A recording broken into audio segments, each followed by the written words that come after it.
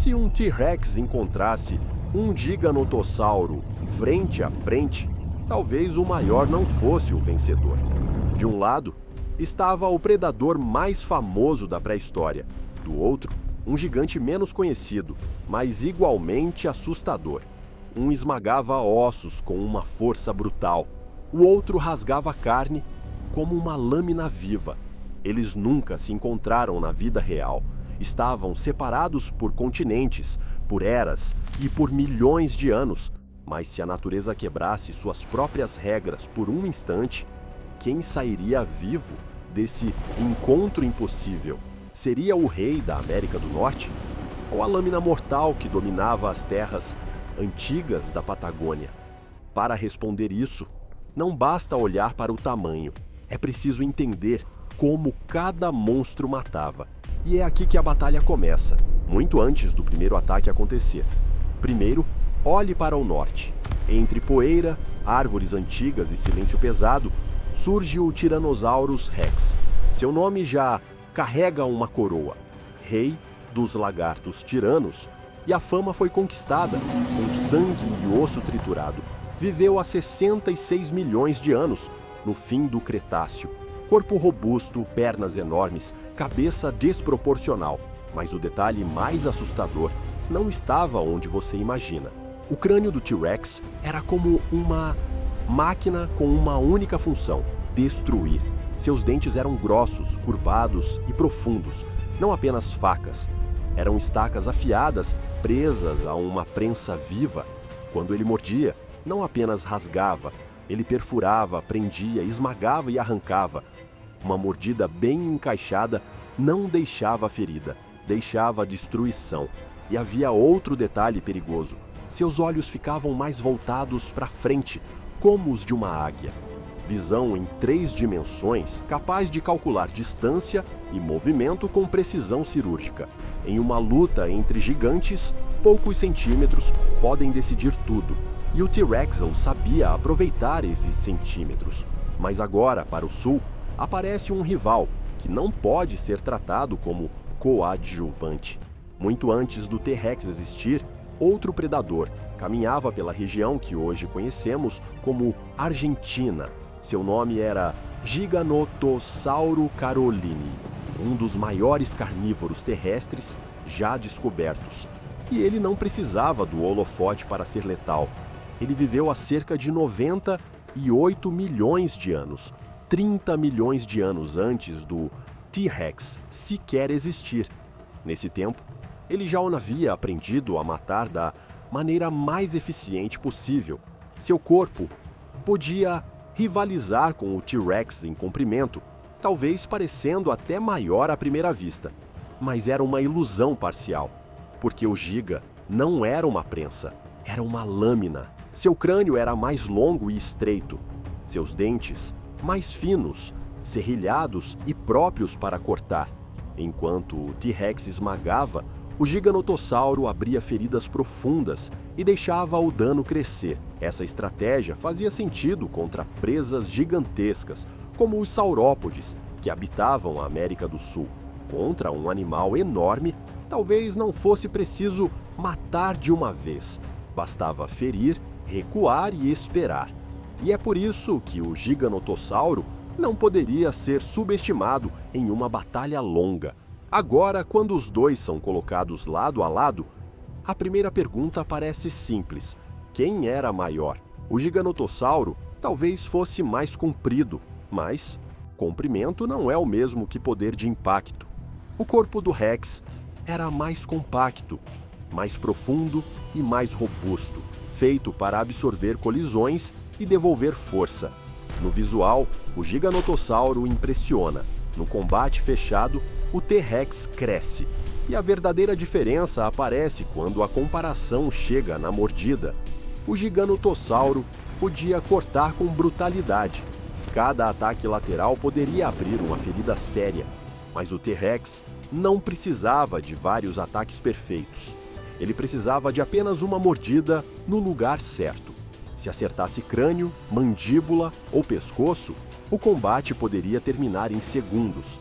Na velocidade, o Rex surpreende.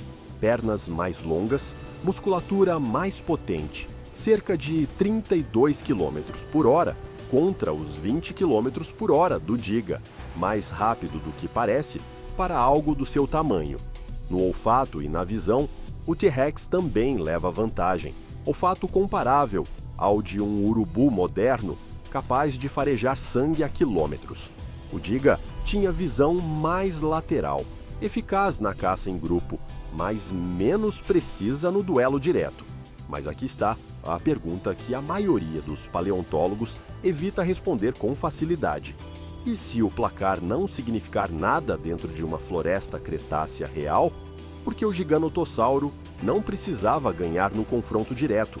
Ele precisava apenas sobreviver tempo suficiente para transformar a batalha em desgaste.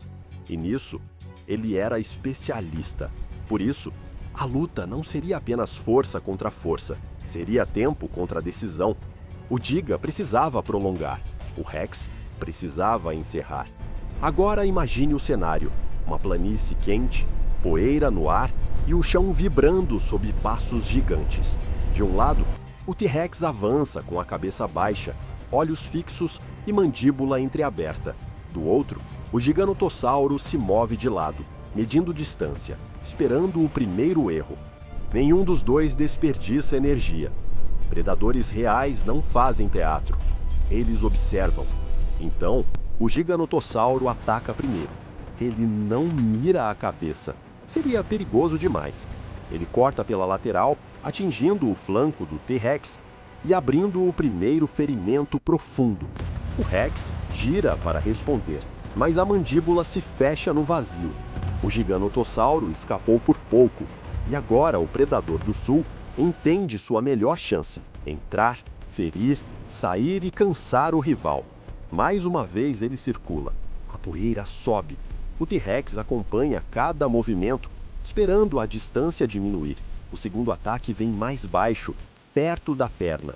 O Giganotossauro morde, rasga e tenta recuar.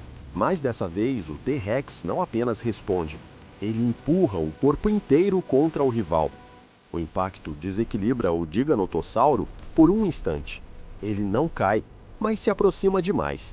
E perto demais do T-Rex, não existe margem para erro. O Rex vira a cabeça com força curta e brutal. A mandíbula toca o crânio do Giga por uma fração de segundo. Não prende, mas o impacto é suficiente para desorientar. E um predador desorientado já não é mais um predador. Agora os dois sabem a verdade. O Giganotossauro pode ferir, mas o T-Rex pode finalizar. O Giga tenta voltar ao plano inicial, mantém distância, espera o sangue pesar. O T-Rex respira pesado, sangra no flanco, mas a cabeça permanece erguida, os olhos fixos. Ele ainda domina o espaço ao redor. Então, o Giganotossauro avança confiante demais. Sua cabeça passa perto por meio segundo a mais. E para o T-Rex, meio segundo basta. A mandíbula se fecha na face do rival. O Giganotossauro tenta puxar, girar, escapar. Mas a mordida do Rex prende, afunda e esmaga. A poeira cobre tudo. O corpo do Giganotossauro perde força. Então, de repente, vem o silêncio. O T-Rex permanece de pé, ferido, sangrando, respirando pesado.